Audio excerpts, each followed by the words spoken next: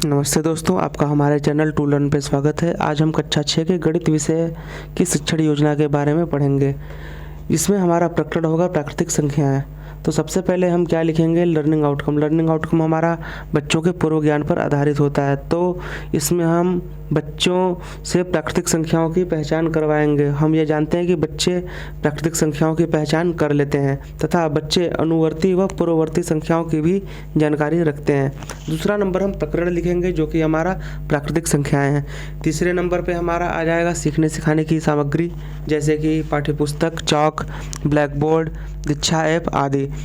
और हमारा चौथा नंबर आता है सीखने सिखाने की प्रक्रियाएं या गतिविधियां। इसमें हमारे 4 कॉलम बनेंगे, जिसमें कि पहला क्रम संख्या का होगा, दूसरा चरण, तीसरा समय और चौथा आकलन के तरीके का।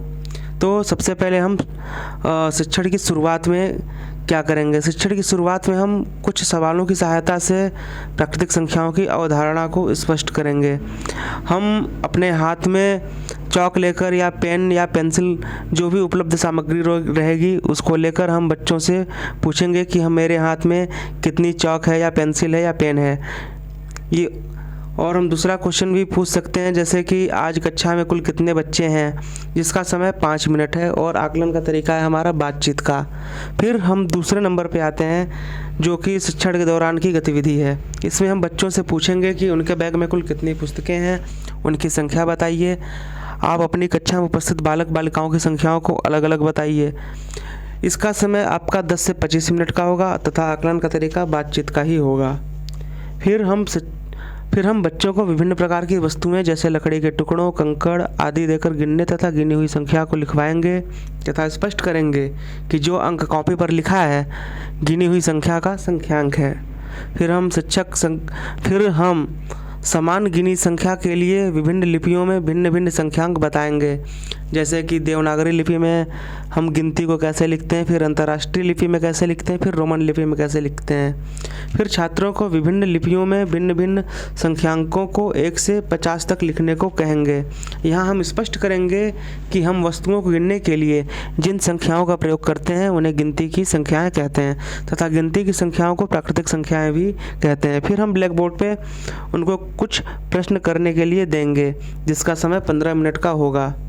यहाँ पर हम स्पष्ट करेंगे कि किसी संख्या में 1 जोड़ने पर उसकी अगली ठीक बाद वाली प्राकृतिक संख्या प्राप्त होती है, जो कि उसकी अनुवर्ती संख्या कहलाती है। इसी प्रकार किसी संख्या से हम 1 घटा दें तो उसके पहले वाली संख्या प्राप्त होगी, जो कि उसकी पूर्ववर्ती संख्या होती है।